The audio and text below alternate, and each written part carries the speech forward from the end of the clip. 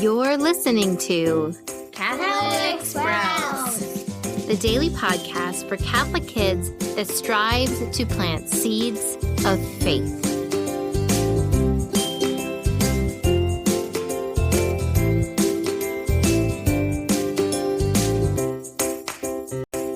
Hey there, Sprouts. Today is Thursday, April 14th, 2022. Today is also Holy Thursday, the day on which we commemorate the Last Supper. So I hope that you have access, whether in person or virtually, to a Holy Thursday service this evening. All week, we have been talking about the final day of Jesus' earthly life that started at sunset with the Last Supper and washing of feet. And then during the night, during the agony in the garden, the arrest and betrayal, and the trial before the high priest. And yesterday we talked about the trial before Herod and Pilate, which happened in the early morning. Now we are at midday.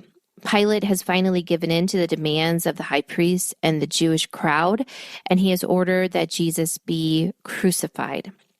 Now, first, we need to understand that the Romans didn't crucify everyone. Crucifixion was reserved for those that were slaves and also those that were seen as horrible criminals. When the Romans wanted to make a point of showing people, don't do this thing or you will get this terrible punishment, they would crucify them. Now, crucifixion was not only humiliating, it was a slow and excruciating death. It also was done publicly so that people could watch and people could see how serious Rome was about keeping the order and enforcing the laws. So after Jesus was condemned to be killed through crucifixion, he was given a cross, and we hear in the gospel that he carried the cross himself. Remember that he has already been scourged and that the Romans were brutal in the way that they scourged criminals, that he had probably lost a lot of blood. He was very weak. He also had a crown of thorns pushed onto his head by the soldiers. We know from looking at the Shroud of Turin that the crown of thorns pierced one of his eyes, that he was terribly, terribly wounded already, very weak when he embraced his cross. Now, from the early days of Christianity, it was a pilgrimage that early Christians would take where they would go to Jerusalem and they would retrace the way of the cross. They would go through the streets of Jerusalem, walking the way that Christ walked with his cross. It was a very important thing that they usually did once a year, right around that time when Christ had been crucified. And from those very early times, we have now the Stations of the Cross or the Way of the Cross. In fact, only after the church had grown to a point where people lived so far away or there were so many Christians and not everyone could return to Jerusalem and walk through the streets commemorating where Christ had walked, that they established this Stations of the Cross. So when you pray the Stations of the Cross, which I hope you'll make a point of doing either today or tomorrow, remember that this is based on what actually happened while Christ carried his cross through the streets of Jerusalem. In the Stations of the Cross, we hear that Christ fell 3 different times.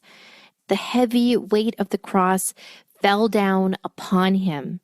We hear that Mary, his mother, was there along the streets as he walked, that at one point she greeted him, that she stayed near him, and we know that she was at the foot of the cross when he died.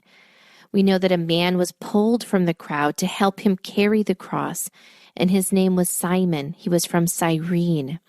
He probably didn't want to help. It was embarrassing and humiliating for him to be seen with a criminal. And yet he was forced to help Christ carry his cross because he was already so weak from all the abuse that he had suffered. We know that Veronica, a follower of Christ, came and wiped the face of Jesus as he walked by. We know that Jesus stopped to speak to the women of Jerusalem who were weeping for him. And then we know that when Christ reached the place of crucifixion called Golgotha, that when he reached that point, soldiers stripped him of his clothes, they laid him upon the cross, and they hammered nails into his hands and his feet. We also know that Pilate had an inscription made to be placed above him on that cross, and that said, Jesus Christ, King of the Jews.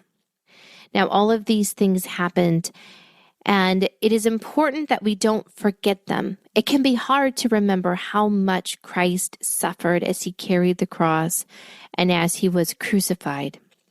But we remember these things not because they were brutal, but because that is how far Christ was willing to go out of love for us.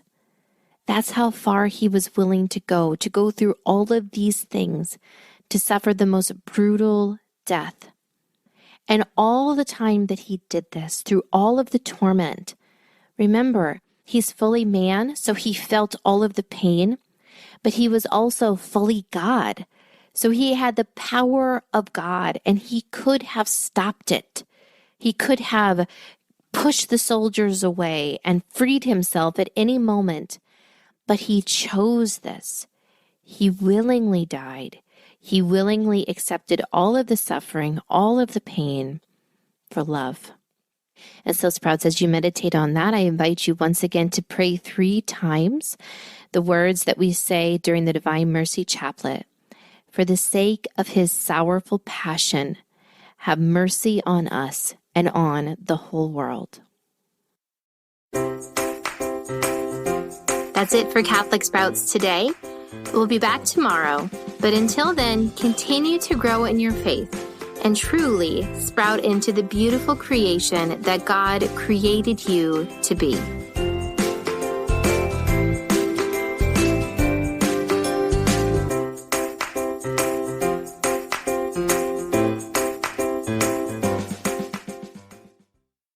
This show is a production of the Spoke Street Media Podcast Network. For more great podcasts, visit spokestreet.com.